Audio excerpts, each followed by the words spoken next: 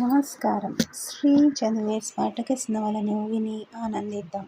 ఇప్పటి వరకు మనం 4వ భాగం వరకు విన్నాం. ఇప్పుడు 5వ భాగాన్ని విందాం. శరీర భారం పెరుగుతున్న కొద్దీ తాడెక్కి మొగ్గవేయగల తన నైపుణ్యం పెరుగుతోందని చెప్పడం లెంటూలిస్ గ్రాచ్యూస్కు ఎంతో సరదా. అతని 56 ఏళ్ల జీవితకాలంలో రాజకీయాలను 37 ఏళ్లు విజయవంతంగా నడిపాడు. రాజకీయాలలో బతకాలంటే మార్పులేని 3 ఉపాయాలుండాలని, తదితర సుగుణ సంపత్తి ఏదీ ఉండనవసరం లేదని అతను చెప్పేవాడు. మొదటిది ఎప్పుడూ నెగ్గే పక్షాన్నే ఎంచుకోగలగడం. అది సాధ్యం కాకపోతే సర్వనాశనం కాక పూర్వమే ఓడిపోయే పక్షాన్ని వదిలిపెట్టగలగడం. అది సాధ్యం కాకపోతే సర్వనాశనం కాక పూర్వమే ఎవరితోనూ శత్రుత్వం కలిగి ఉండకపోవడం ఆఖరి ఉపాయం. ఇవన్నీ అవకాశవాదులు లక్షణాలని ఎవరైనా అంటే అది వాళ్ళ కర్మ. ఈ ఆశయాలను అసలే ఆశయాలనైనా సరే 100కి 100 పాళ్ళు ఆచరణలో పెట్టగలది అసంభవం. కానీ తన మటుకు తాను జాగ్రత్తగానే పని కానిచ్చేవాడు. చెప్పులు కుట్టేవాడి కొడుకుగా జన్మించిన గ్రాచ్యూస్ కష్టపడి 19వ ఏటనే ఓట్లు కొనడం, అమ్మడం వగైరా చేస్తూ లంచాలు గట్రా ఇచ్చి ఉద్యోగాలు వేయిస్తూ 25వ ఏటనే అనవసరమనుకున్న వాళ్ళని తోవ నుండి తొలగించడానికి అప్పుడప్పుడు చిన్న చిన్న కూనీలు చేయిస్తూ తన 28వ ఏటనే మంచి బలమైన రాజకీయ ముఠానొకదాన్ని సృష్టించుకొని 38 ఏళ్లు దాటకుండానే ప్రసిద్ధిగాంచిన కేలియన్ వార్డు నుంచి పోటీ అనేది లేకుండా ఎన్నుకోబడ్డ ప్రజానాయకుడయ్యాడు. తరువాత 5 సంవత్సరాలకు మెజిస్ట్రేట్ అయి 40 పడి ప్రవేశించేసరికి సెనెట్ భవనంలో ప్రవేశించాడు. ఆ నగరంలో 10,000 మందిని పేరు పేరునా పిలిచి వాళ్ళకే జ్ఞప్తికి లేని వాళ్ళ కుటుంబ వ్యవహారాలు, వాళ్ళ తాత ముత్తాతల పేర్లు, గోత్రాలతో సహా చెప్పగలిగి మరో 20,000 మందితో ఓహో అంటే ఓహో అనుకునే ముఖపరిచయం కలిగి ఉండేవాడు. తన ఉపకారం పొందిన వాళ్ళ లిస్టులో తనకు బద్ధ వైరులుగా ఉండే శత్రువులను కూడా చేర్చేవాడు. తన సహచరులంతా శ్రేయోభిలాషుల్లా కనిపించే వాళ్ళంతా నిజాయితీ పరులే అనే దురభిప్రాయం మాత్రం అతనికెప్పుడూ కలగలేదు. అలాగని నువ్వు నిజాయితీ లేనివాడివని నాకు తెలుసులే అన్నట్లు అవతలవాడు తన భావాన్ని గుర్తించేట్లు అతనెప్పుడూ ప్రవర్తించలేదు. అలా తప్పించుకు తిరగడమే అతని ప్రజ్ఞ. అతనెన్నడూ స్త్రీలను నమ్మలేదు. తన మిత్రులకు ఆ నమ్మకం ఏమీ లాభించలేదన్నది కూడా గుర్తించాడు. అతనికి ఒకే ఒక దురలవాటు ఉంది. అది తిండి. అతనెంతో తిని కొవ్వు మేటలు వేసుకున్నాడు. దాంతో అతని శరీరం అటూ ఇటూ తెగ పెరిగి చూడగానే వీడురా నమ్మకస్తుడైన పెద్దమనిషి అనే భావం ఇతరుల్లో కలిగి తీరుతుంది. టోగా మడతలలో కానీ రోడ్డు మీద కనిపించని ఉన్నతవర్గ రోమను వ్యక్తులలాగానే అతను కూడా టోగా ధరిస్తేనే కానీ ప్రజల కంటపడేవాడు కాదు. చొక్కా తొడిగితే గ్రాచ్యూస్ చూసినవాడి ఆకర్షించగలిగేవాడు కాదు. టోగా ధరించినప్పుడు మాత్రం రోమను భావము, రోమను సుగుణ సంపత్తి మూర్తీభవించిన అవతారంలా కనబడేవాడు. 300 పౌండ్లు బరువుగల అతని శరీరం పెద్ద బట్టతలనొకదాన్ని మోస్తోంది. మెడ దగ్గర కొవ్వెక్కిన కండలు ముడతలుగా పడి పెద్ద చుట్టకుదురు మీద పెట్టిన కుండలా కనిపించేది అతని తల. నాభి నుంచి ఎంతో లోతు నుంచి వస్తున్నట్లు తోచే బొంగురు గొంతు, అవతల వాడిని వలలో వెయ్యగల చిరునవ్వు, సంతోషంతో మెరిసే చిన్న నీలం కళ్ళు. ఇది అతని వర్ణన. చంటిపిల్లల శరీరంలా లేత గులాబీ రంగుగల శరీర ఛాయ అతనిది.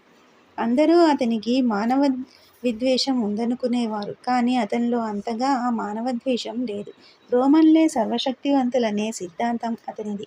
ఆంటోనియస్ కయ్యస్తో అతను చాలా మంచిగా ఉంటూ వచ్చాడు. ఏ కులీనుడితో అయినా అతను ఆ విధంగానే ఉంటాడు. అతనికి కులీనులంటే ఇష్టం. వాళ్ళయందు అసూయ, కొంత అసహ్యం కూడా లేకపోలేదు. అలాగని వాళ్ళతో మాత్రం స్నేహం చెయ్యడంలో ఏ విధమైన లోపం చేసేవాడు కాదు. సలేరియా భవనానికి తనను ఆహ్వానించినట్లే ఈ కులీనులెవరైనా తనను తమ రమణీయమైన తోటలకు ఆహ్వానిస్తే అతనెంతో సంతోషించేవాడు. గొప్పవాడిలా కనిపిద్దామని గాని, కులీనుడిలా ప్రవర్తిద్దామని గాని అతనెన్నడూ ప్రయత్నించలేదు. అతనికి ప్రతి విషయం గురించి ఎంతో కొంత తెలుసు. మంచి లౌకికుడు. అతనిలోని ఈ విశేషాలనే కులీనులు మెచ్చుకునేవారు. అందుకే ఆంటోనియస్ కయ్యస్కు గ్రాచ్యూస్ అంటే బాగా ఇష్టం. నిజాయితీ గల మనిషి ఎవరు అన్న ప్రశ్న ఉదయించినప్పుడు ఆంటోనియస్ కయస్ పెదిమలపై గ్రాచ్యూస్ పేరే దొర్లేది.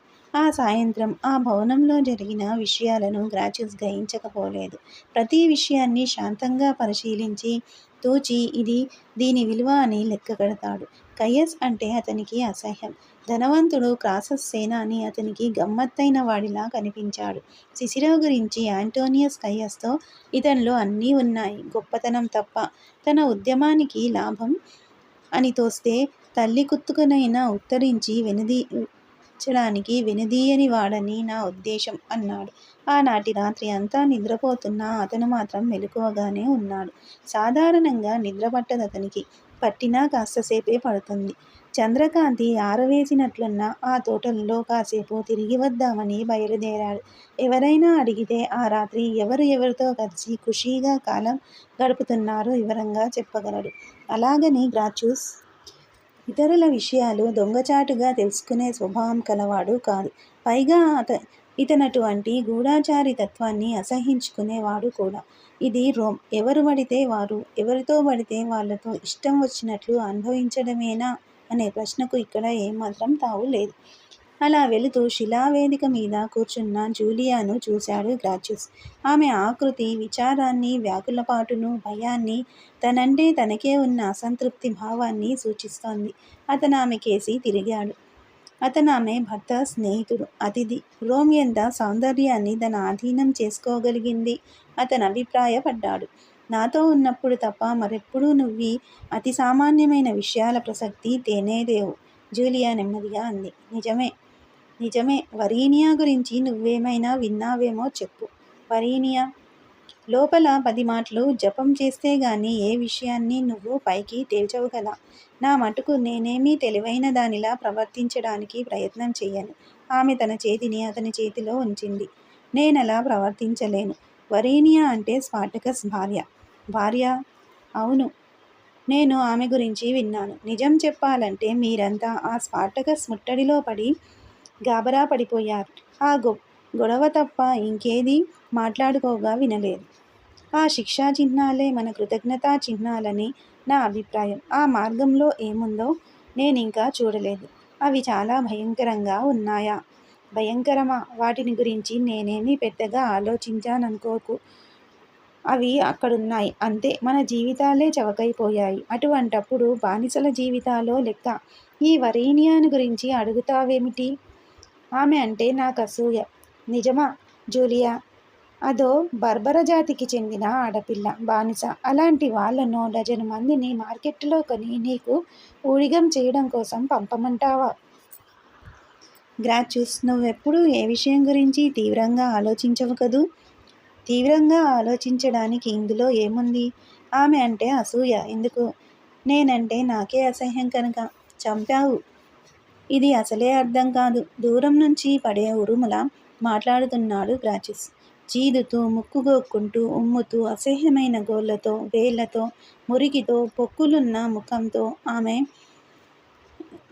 నువ్వసలు చూడగలవా అని అలాగే ఉంటుంది నీ బానిస మహారాణి. అటువంటి దాని అందు అసూయ ఏమిటి?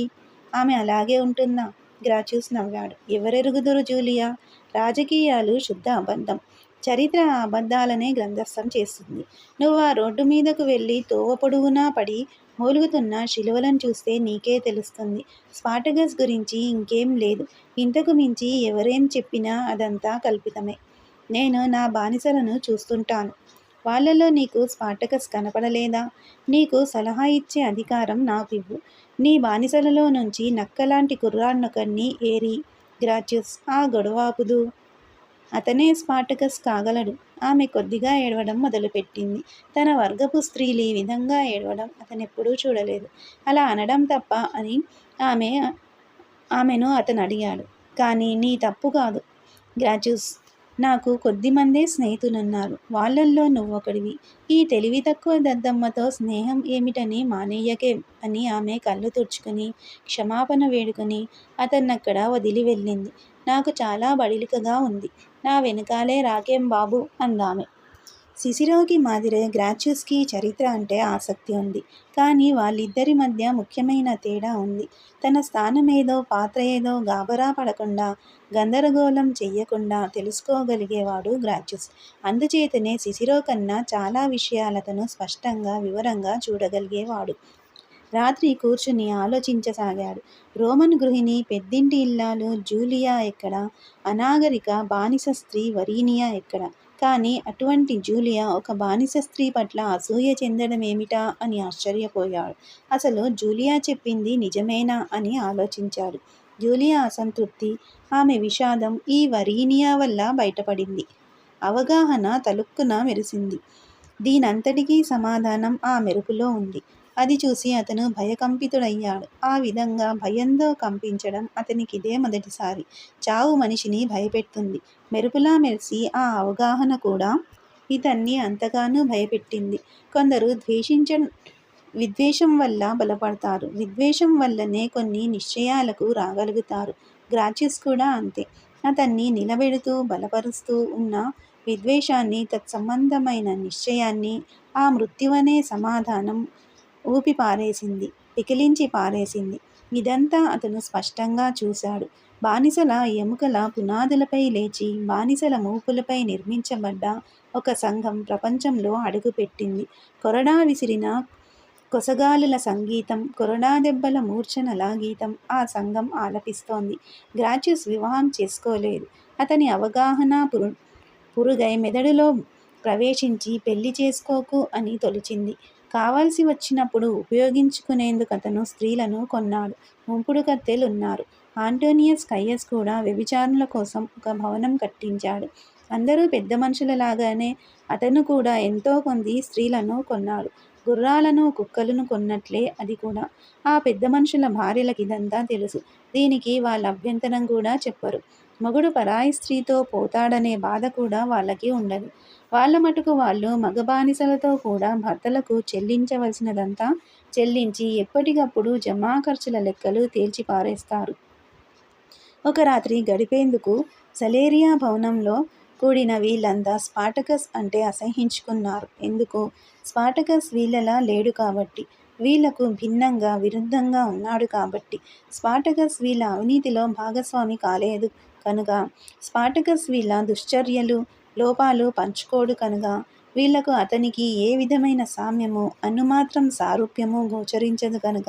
అసలు ఈ స్పార్టకస్ అనేవాడు ఎక్కడి నుంచి ఎలా వచ్చాడు అన్నది సిసిరో ఎంత ఆలోచించినా బోధపడలేదు.